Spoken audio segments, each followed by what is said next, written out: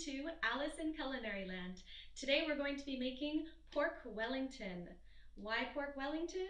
Well, there's a scene where Alice meets a cook and the cook has a baby, but the baby's not really a baby, it's actually a pig. And she's adding a lot of pepper to whatever she's making. So I thought I'd make a peppery pork Wellington. First up is the puff pastry. So the puff pastry is really easy.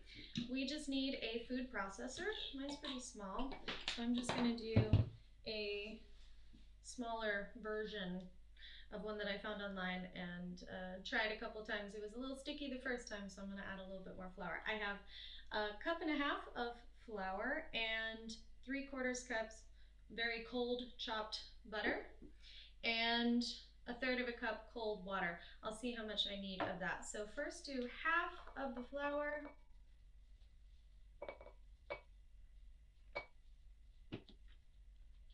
and half of the butter.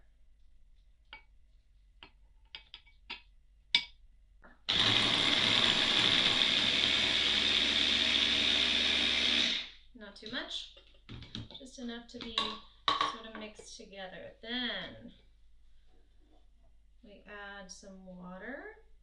Now I'm going to put the rest of the butter in and the rest of the flour.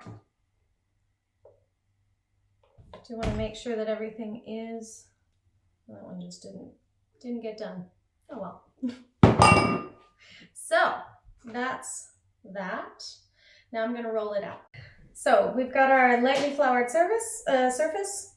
Well, a little bit heavily floured, but that's what it is. We're going to roll it out. I realized I forgot to add the salt, but it's such a minimal amount and I'm making a salty dish anyway, so I'm not really that worried about it, hopefully. All right, where's my rolling pin? It's not the prettiest, but it's there. And now we're going to fold it over.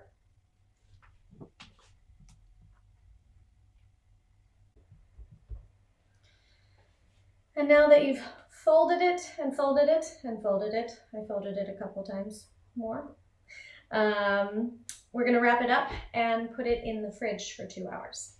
Okay, so we've got our puff pastry cooling down in the fridge. In the meantime, we prepare what's going to go in between the pork and the puff pastry and season and sear our meat. So for in between, we have fresh mushrooms and dried mushrooms that I picked myself and dried, which was fun. But I didn't want to only use dried mushrooms. I wanted to have a little bit of the meatiness and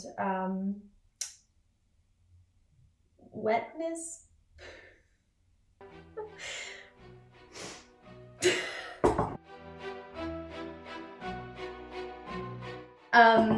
And shallots. And of course, a bit of thyme.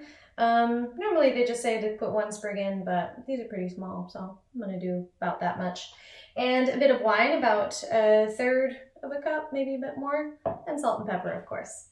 So I'm going to first chop these up and then put these into the food processor. You want them to be pretty small, not a paste really, but pretty small. So first I'll just put some water in here, chop these up, put them in there.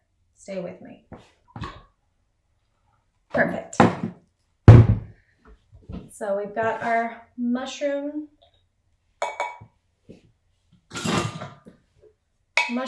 sort of, they say it should be about breadcrumb consistency, about that. Now we're just going to put that into the pan with our thyme and saute it up. But first let's season our meat. We've got pepper, of course, and salt. Let's do the salt first so it kind of gets into that meat. Now we want a peppery pork Wellington, so we want a lot of pepper.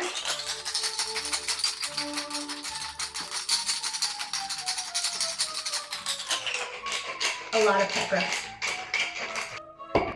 All right, and I'm just going to use what kind of fell off to the side here, kind of roll that around so it gets really nice and peppery. This is a pork tenderloin, by the way. So here we are at the stove. First we're going to sear the meat so that that can cool down because you want it to be cold when you put it into the oven, or at least cool. I've got a hot pan here. I'll show you in just a second. First some oil, just some olive oil. Get it nice and around in the pan so it doesn't stick. And we have our nicely peppered pork tenderloin going into the pan. Pan's not quite big enough, but that's all right. We'll get all of it. So that has shrunk up enough to fit in the pan. We've got our seared pork tenderloin here. I'm just going to put that on a plate. It's not thoroughly cooked, just seared. And that's going to go in the fridge. Now in the same pan, I'm going to throw the mushrooms and some butter. First butter.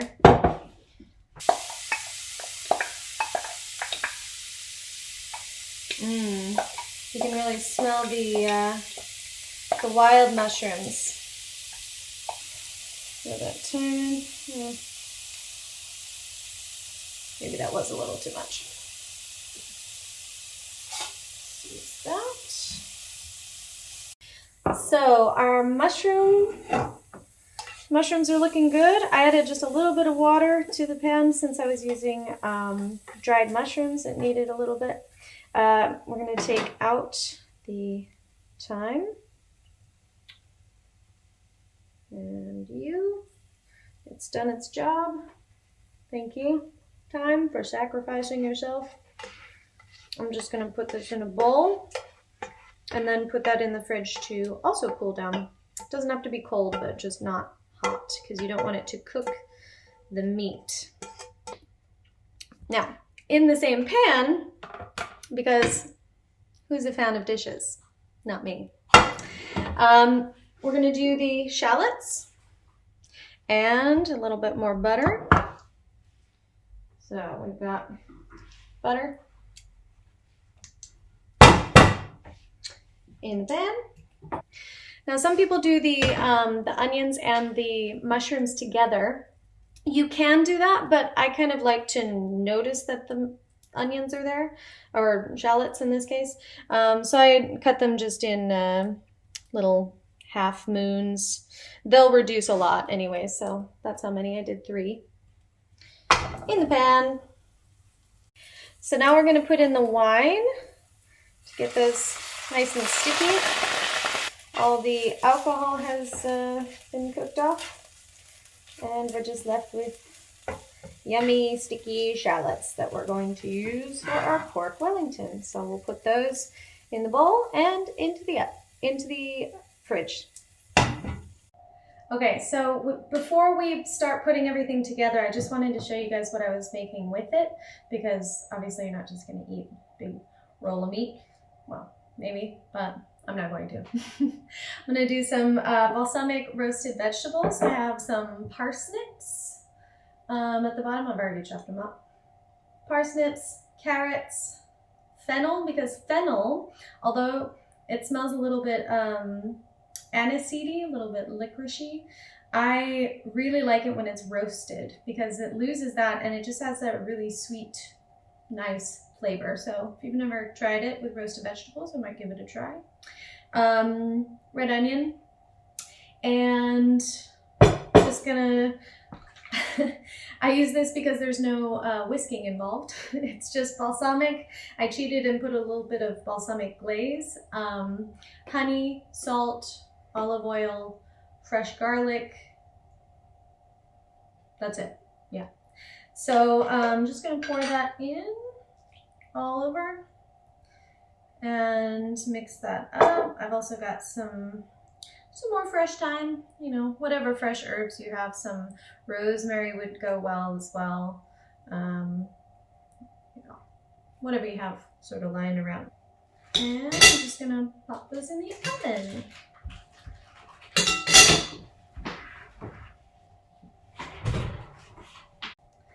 Okay, so vegetables are in the oven. Now it's time to put everything together, everything except the puff pastry, because we're gonna roll this up first, put it in the fridge again, just to get everything solidified and roll out the puff pastry. So first, let's do this. I like a little bit of mustard, just a mild mustard. You can do a little spicier like Dijon, but you don't want it to be too spicy. Oh, so first off, I've got prosciutto laid out here.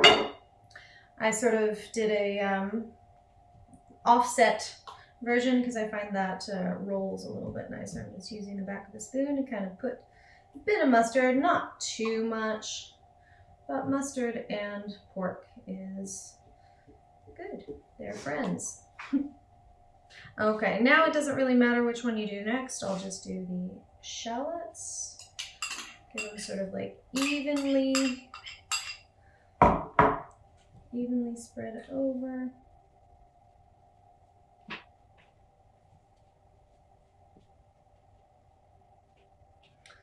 Then the mushroom.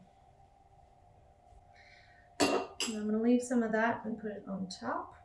And pork. And we're going to roll it all together. So the saran wrap is here to help with that process. I don't want to smush all that stuff down and get everything really nicely, tightly wrapped. So now I'm just going to finish rolling that up, kind of tuck up the sides, make a nice little pork burrito. Put that in the fridge while we roll out the puff pastry. Okay, so we've got our puff pastry that has been cooling, and our floured surface, and our floured rolling pin. We've got our pork burrito baby here, and just gonna roll it up. This is just a reminder that you can buy puff pastry. You can buy good puff pastry. Last time I made it, I think I didn't buy like really good ones, so I didn't love the taste. I wanted to try out making it on my own, and when I did, it was good. So it's worth it if you want to try. If you don't have the time, it's also fine just to buy nice puff pastry, just to make it a little easier to deal with. Okay, yes. Ooh, it's looking better than I thought. Sometimes people put a bit of water or egg yolk to seal it. I don't think we need that. I think we're just gonna kind of press it with our fingers. These edges have a little bit too much flour, so again, we'll just tuck those in like a good little pork baby. It's getting late.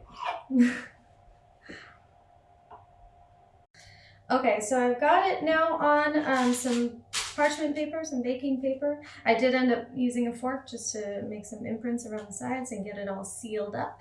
Now I've got some egg yolks, and actually before I do that, just to make a nice little pattern, you don't want to cut it, but there we go, it's looking a little better, just to have something on top. Gives it a little texture, makes it look nice. You want to make it look nice, right? Okay, so we've got the 2 egg yolks, just gonna sort of mix that up with my brush. Then you just put it on.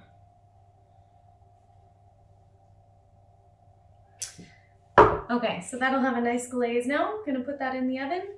Oh, you probably saw I took my vegetables out because they were cooking a little faster than usual. I'll just throw those back in for the last 5 minutes. This goes in for 20 minutes, about, depending on the size of your pork. That's the thing. Very exact, I know. All right, well, that's going in the oven anyways. All right, and let you know what it looks like when it comes out. So, just taking this out of the oven. Still sizzling. Looks great. Looking really good, so just wanted to show that to you guys. That's easy cleanup. I like that. Beautiful. I'm gonna let that sit for a minute and then cut it open. I'll show you guys. Okay, the moment of truth. We've got our balsamic roasted vegetables served up, nice and hot. Gonna cut into this baby.